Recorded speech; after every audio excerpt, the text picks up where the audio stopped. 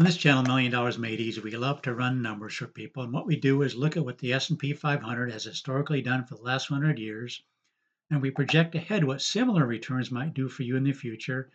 Doing this results in a possible range of what may happen in the future. There's a whole bunch of different numbers that could happen depending on what happens in the future with the market.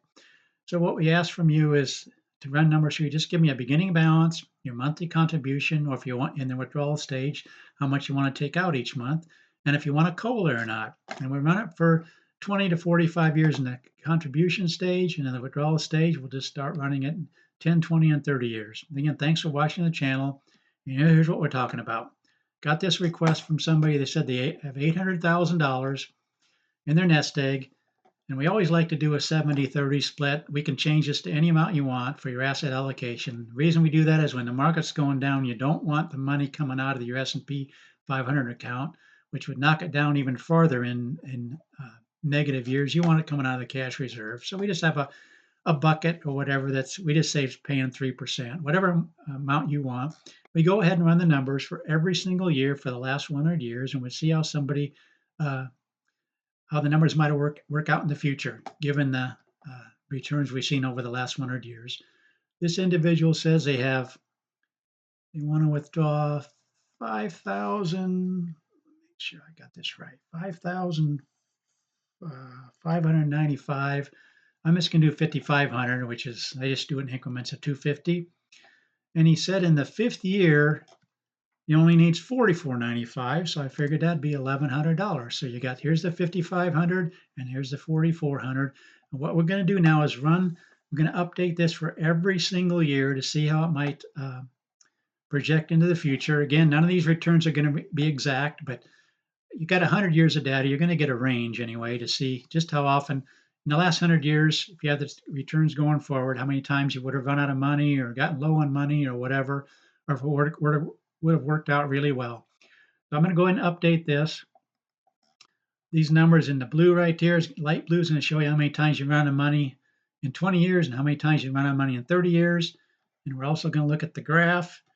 And the graph shows you're basically only would have run out of money with the returns we had in 1928 to about 1931 and also around the year 2000, because both those were problematic times. Let me just show you what we're talking about here. 1928, you had all these down years. I mean, it was just a horrible time to be withdrawing money. And so you were running out of money in 1928 in 16 years, in 1929 in 10 years. Given this scenario, withdrawing, we're not even taking into account a COLA. You put a COLA in there, watch this 10 even change even worse. Now it's down to 8. I'm going to leave it this way. But I want you to realize almost every other scenario, again, how many times you would have been just fine. I probably should leave the 3% COLA in there because you do want your income to rise as time goes on because of inflation. So let's go and look at that graph. Go ahead and update this. And it was 6 and 6 times. What is it now? Okay, 19. That made quite a bit of difference, that 3% COLA. But looking at the graph, you got a few more around the Depression years, some around 73 and 74, and then some around the year 2000. Why 73 and 74? Because as we've seen, these are the 100-year returns. This was a down problem time, this was a problem time, and this was a problem time. So that 3% COLA looks like it could be problematic in 19 out of the 26 times with this scenario. With a 3% COLA. Let's go to a 2% COLA and see if these numbers change much. 19 times running out, 26 times, 13 and 18. Again, what do you want to do? Do you want to not have a COLA? Do you want to take out less? If you're planning on 5,500, you probably don't really want to cut back. Let's do one other thing. Let's go to a 50-50 split and see if it makes any difference. Now, it's not going to make any difference in 1929, or very little difference. Yeah, your money runs out in 12 years. But let's go ahead and update this with a 50-50 split and see if these numbers change at all. 13 and 18. Nope, it's even worse.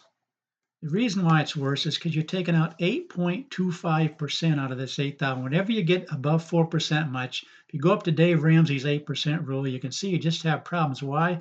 Because this cash reserve is only giving you 4%, and you're taking out 8%. The market's going down. Yeah, you're taking out the cash reserve and the market's going down, but the market's going down so horribly that it's knocking this down. Plus, this isn't keeping up with that 8.25% because you're only getting 3%.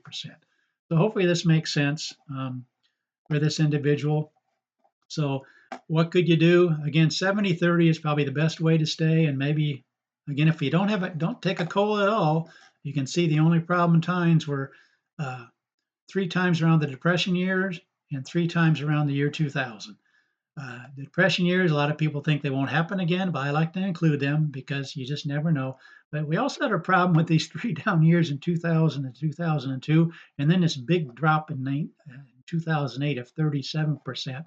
So even with a 70-30 split, um, taking out this kind of money with no COLA, you still would have problems in the year 2000. So I just want to run the numbers for this individual. He asked me to run them.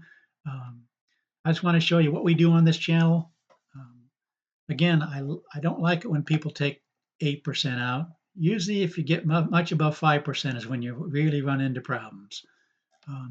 I just love running numbers for people. You want me to run them for you? Just put it in the comment section, your beginning balance, whether you want me to increase a COLA, and then how much you're either taking out or putting in, depending on whether you're in the accumulation stage or in the withdrawal stage. Again, these 3 criteria, I will run the numbers for you.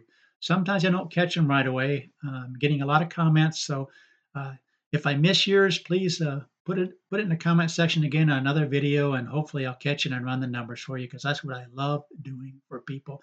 I really believe this can help people.